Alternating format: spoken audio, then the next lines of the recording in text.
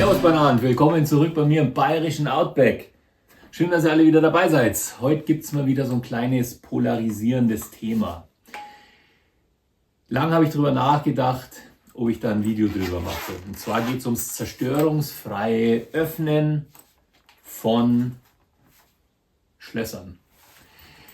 Zwei Punkte, die mich da drauf gebracht haben und die aber ziemlich viel mit meinem Kanal zu tun haben. Und zwar erstens ist es ja so, ich möchte euch immer hinweisen auf verschiedene Sachen. Also hilft ihr selbst, sonst hilft ihr keiner. Es ist wichtig, dass ihr vernünftige Schlösser habt, um euch so ein bisschen zu sensibilisieren, wie einfach man eigentlich so ein Schloss öffnen kann. Und der andere Punkt ist natürlich der, Survival, Outdoor, Lost Places, wie auch immer. Es ist ein Skill, der gar nicht mal so verkehrt ist, wenn es zum Thema Krisensituationen gibt. Das sind so die zwei Sachen, die mich dann beschließen haben lassen, dass ich euch da doch ein kleines Video drüber mache. Es ist nämlich erschreckend, wie weit man mit diesen zwei kleinen Dingern kommt.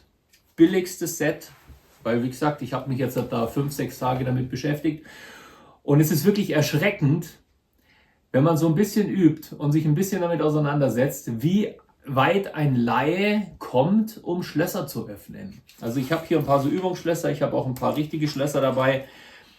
Dann zeige ich euch das mal aus der Nähe auch.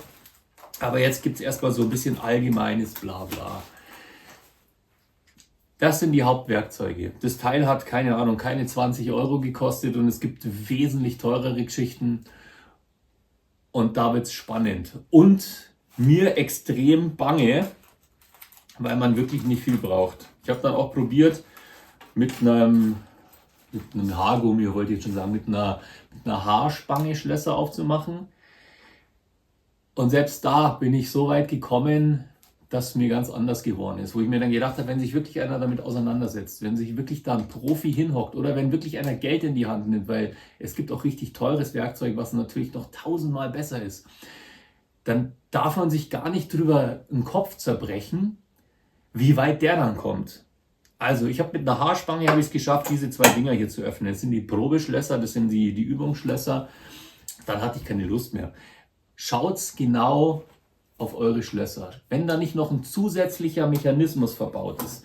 Das sind so die ganz einfachen Abus-Schlösser. Das ist ein Schlüssel, der hat halt hier so Rillen drinnen. Dann hat er hier seinen Bart und dieser Bart, der drückt dann da drinnen die kleinen Zylinder runter und dann kann man halt dieses Schloss aufmachen. Das ist so, wie jedes Schloss eigentlich funktioniert. Also kauft euch ein Schloss, das einen zusätzlichen Verschlussmechanismus Sicherheit hat, der zum Beispiel noch Pins von der Seite hat. Eins, wo man den Schlüssel quer reinschiebt, also nicht hochkant, sondern wo man den Schlüssel praktisch quer reinschiebt. Das ist schon mal deutlich schwerer, dieses Schloss zerstörungsfrei aufzumachen.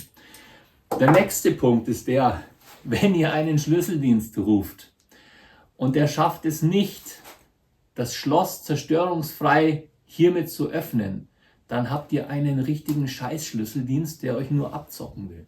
Das muss euch bewusst sein. Das sind so Kleinigkeiten, die wollte ich euch halt mitteilen, darum gibt es auch dieses Video, weil man an solche Sachen nicht denkt. Sperrt eure Tür immer zweimal zu. Das heißt, jedes Mal zusperren ist ein Arbeitsschritt mehr.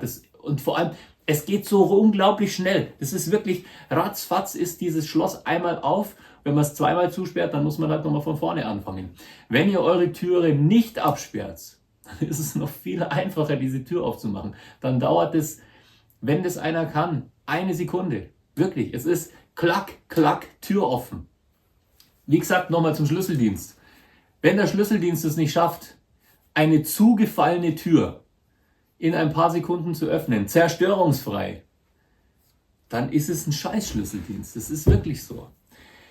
Also, ich bin jetzt hier nicht der Profi, das wird jetzt auch nicht die Anleitung, wie man irgendwelche Schlösser öffnet, sondern es wird so eine kleine Einführung, damit ihr mal seht, was alles möglich ist, damit es euch vielleicht auch so ein bisschen Angst und Bange wird und ihr euch mal damit auseinandersetzt, was für Schlösser sollte man sich denn für seine Haustür kaufen oder für seinen Stall oder für sein Fahrrad oder für sonst irgendwas. Also, ich habe hier noch ein paar Sachen mitgebracht, ich werde das nicht alle dann in der Nähe aufmachen, aber nur, dass ihr es mal wisst, ihr braucht so einen kleinen Haken. Ich glaube, das Ding heißt Tension Bar. Ich bin jetzt nicht zum Profi geworden, aber es ist spannend. 5 Tage, 6 Tage Übung.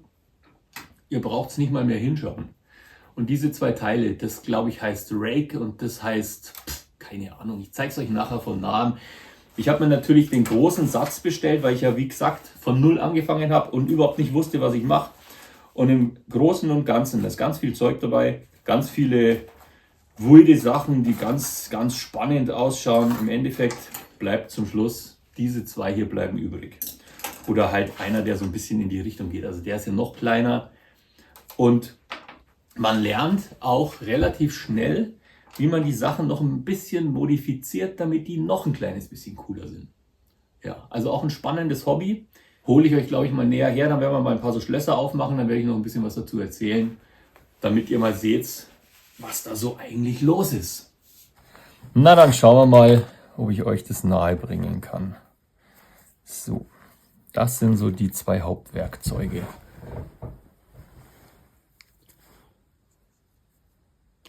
Und dann braucht man noch dieses Teil hier, um damit Spannung aufzubauen auf dem Schloss. Was ich damit meine ist, man hat halt diesen Schließzylinder, steckt man das hier oben ein und dann drückt man hier ein bisschen dagegen, dass sich hier Spannung aufbaut. Damit das hier blockiert und man sich einen Pin nach dem anderen hier vornehmen kann. Ich habe es vorher schon gesagt, ich bin jetzt nicht der Lockpick-Meister. Aber ihr werdet durch so ein kleines Video hier ganz schnell verstehen, um was es geht. Und die Profis nachsichtig sein. Wie gesagt, ich mache das seit maximal 5 Tagen und finde es einfach eine spannende Geschichte. Also hier Spannung aufbauen. Und dann geht ihr hier rein, nicht mit dem hier. Und nehmt euch dann einen Pin nach dem anderen vor. Das heißt, ihr sucht immer den Pin, der blockiert. Und das spürt ihr relativ schnell, vor allem wenn man es sieht. Also hier seht ihr jetzt, der ist es nicht, der ist es nicht, der ist es auch nicht. Der erste ist es, der blockiert. So, dann hört ihr auch so ein ganz leichtes Klicken. Dann sucht ihr euch den nächsten, der blockiert. Das ist dann der hier. Und dann geht es ja das nach einem nach dem anderen durch, dass diese Pins hier praktisch in einer Reihe sind. Das heißt, normalerweise würdet ihr da dann einen Schlüssel reinschieben und der Schlüssel würde dann diese Pins, so rum, der Schlüssel würde dann diese Pins verschieden hoch, dadurch, dass der diese kleinen Einsparungen hier hat, diese Pins verschieden hoch rausdrücken. Das heißt, und diese Höhe versuche ich jetzt hier zu simulieren und nehme mir eine nach dem anderen vor. Und hier auch der Druck, jetzt muss ich natürlich nochmal von vorne anfangen, der Druck hier nicht wirklich mit richtig viel Kraft, sondern so, dass ihr hier am Finger spürt, was hier drinnen im Schließzylinder passiert. So, und dann fangt ihr hier an, sucht euch wieder den, der blockiert. Jetzt wissen wir es ja, dass der am meisten blockiert ist, der erste gewesen. So. Und das ist jetzt ein Schließzylinder, der hat praktisch 5 Dinger. Und jetzt schaut's her. Jetzt ist er offen. Jetzt kann ich das Ding hier rausziehen und kann das hier praktisch entsperren. Und wenn ich ganz rumdrehe, rastet er wieder ein und ist wieder zu. So einfach ist ein Schloss offen. Ja, und ihr müsst am Anfang, schaut es ja natürlich daher, zum Schluss schaut es ja dann da gar nicht mehr her. Kommen wir zum nächsten Schloss. Was ich noch viel spannender fand, diese hier. Dann nehmt ihr auch dieses Tool hier, baut hier wieder, mit dem müssen wir die andere Seite nehmen, baut hier wieder ein bisschen Spannung auf. Und wenn ihr das ein paar Mal probiert habt, dann erkennt ihr auch, was ein gutes Schloss ist und was ein schlechtes Schloss ist. Zum Beispiel, wenn das hier gerade runter geht, hier, dann ist es ein schlechtes Schloss, weil ich dann viel zu viel Platz habe, um da drinnen picken zu können. Ihr seht, was ich meine? Hier ist es einfach nur gerade. Das heißt, hier, da hat es so eine geschwungene Linie da unten. Das heißt, da habe ich viel weniger Platz, um mit den Werkzeugen reinzukommen. Das heißt, dieses Schloss ist schon mal deutlich besser als dieses hier. Oder dieses hier. Hier ist so ein kleiner Bogen. Das ist gerade. Das heißt, wenn das Schloss gerade ist es eigentlich noch viel einfacher. Es gibt 2 Möglichkeiten. Entweder ihr nackelt hier so ein bisschen rum.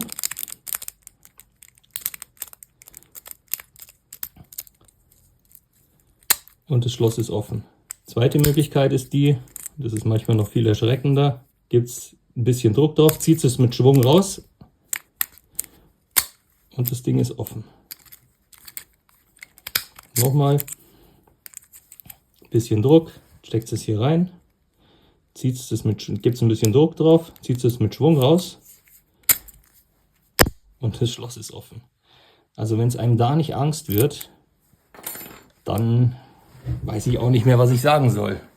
Und es ist jetzt einfach auch so, es ist bei diesen Schlössern hier, ist es auch nicht viel anders. Bei dem ist es recht spannend, weil das hier sehr wenig Platz hat und da unten ziemlich schmal ist. Falsches Werkzeug, das hier nehmt ihr natürlich, um hier diese Pins zu picken. Das heißt, dann braucht ihr ein relativ schmales Tension Tool, damit ihr hier reinkommt und noch genug Platz habt, um diese einzelnen Pins hier aufzumachen. Ich hoffe, ich bin noch in der Kamera. Ja, jetzt hat hier. Okay, also da ist wesentlich weniger Platz. Und da muss man sich auch gemütlich dann damit beschäftigen in Ruhe, dass man das dann aufmachen kann. Und bei dem hier ist es halt auch so, hier müsst ihr natürlich immer gucken, wo sind die Pins auf welcher Seite. Auf der Seite, okay, seht ihr, okay, die Pins sind auf der Seite. Ja. Das bedeutet, der Schlüssel kommt so rein, der Bart ist hier oben. Dann nehmt ihr hier wieder dieses Tension Tool. Gibt es hier ein bisschen Druck drauf. Nackelt es da umeinander. Und ihr habt es gesehen, es ist lächerlich, was für einen Aufwand man braucht, um dieses Schloss zu öffnen. Probieren wir noch die zweite Methode. Ohne dieses Rumnackeln. Ist wieder zu. Bisschen Power drauf. Also ein bisschen Druck. Rausziehen. Es ist beängstigend.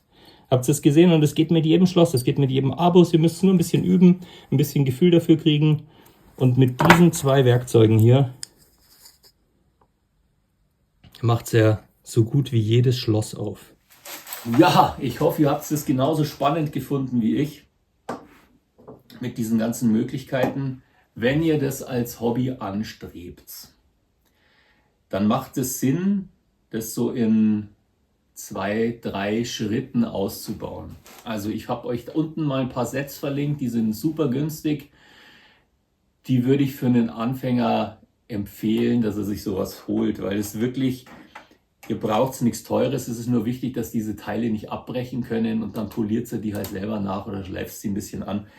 Schritt 1, Übungssatz mit diesen durchsichtigen Schlössern, damit ihr halt hier diese ganzen Dinger seht und dass, wenn ihr da reingeht, dass ihr halt einfach üben könnt, diese Schlösser aufzumachen. Schritt Nummer 2, holt euch alte Schließzylinder. Probiert es nicht an eurer Haustür aus, weil wenn das Teil abbricht, dann ist natürlich blöd, dann habt ihr wirklich ein Schloss, das man nicht mehr öffnen kann. Schritt 2 wäre dann, sich Schlösser besorgen und mit diesen Schlössern erstmal üben.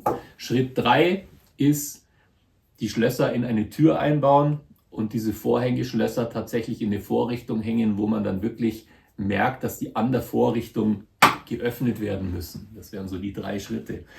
Wer dann auf diese 3 Stufen, Übungsschloss, richtiges Schloss, Schloss eingebaut, noch eins draufsetzen will, der muss halt so ein bisschen mal durch YouTube stöbern. Es gibt wirklich so gut wie für jedes Schloss eine Anweisung, wie ich es zerstörungsfrei öffnen kann. Ja. Angst und Bange, sage ich euch da. Dann, was ich in der Einleitung, glaube ich, noch nicht gesagt habe, es gibt Werkzeuge, die weit über diese paar Euro-Werkzeuge hinausgehen und die das Ganze nochmal extrem vereinfachen. Es gibt hier zum Beispiel das Teil hier, mit dem habe ich mich noch nicht so wirklich viel beschäftigt. Das ist so eine kleine Schließpistole, sage ich jetzt mal, ich weiß jetzt nicht, wie das heißt. Da gibt es auch verschiedene Einsätze dafür. Die führt man in das Schloss ein, wenn kein Schlüssel drinnen ist. Und dadurch, dass das vibriert, das ist wie bei einem Schlagschlüssel. Das ist auch wieder ein Schlüssel, den steckt man rein, schlägt vorne drauf, dreht und dann ist das Schloss offen. Und es ist unglaublich, wenn man da das richtige Werkzeug hat, wie schnell das funktioniert. Also wir reden hier über Sekunden. Das heißt, das macht genau das Gleiche. Das gibt hier dem Kleinen so einen Impuls und dann springen hier der Fliehkraft natürlich verschuldet, diese kleinen Zylinder oder diese kleinen Teile, die fliegen dann hin und her. Und dadurch, dass man halt schon ein bisschen Druck auf das Schloss ausübt, kann man es dann drehen. Das heißt, man spart sich dieses Rumgefinger, sondern wenn das Schloss abgelutscht ist und ein bisschen extrem leichtgängig ist, also ein älteres Schloss, dann kann man das mit sowas hier ganz schnell öffnen, weil es einfach durch die Fliehkraft dieses Schloss dann entsperrt. Ja, noch ein kleiner oder wichtiger Punkt ist vielleicht der, je älter, verfetteter und schwergängig ist das Zauberwort. Je schwergängiger das Schloss ist, umso schwerer ist es, dieses Schloss zu picken.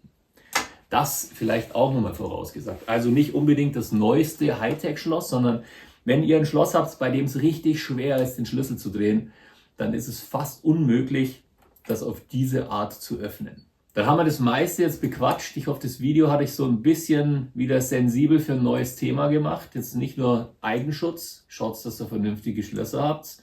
Und das andere ist ein Skill für Krisensituationen. Hilft dir selbst, sonst hilft dir keiner. Ja.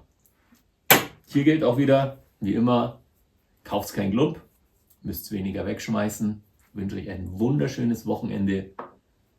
Pfiat euch.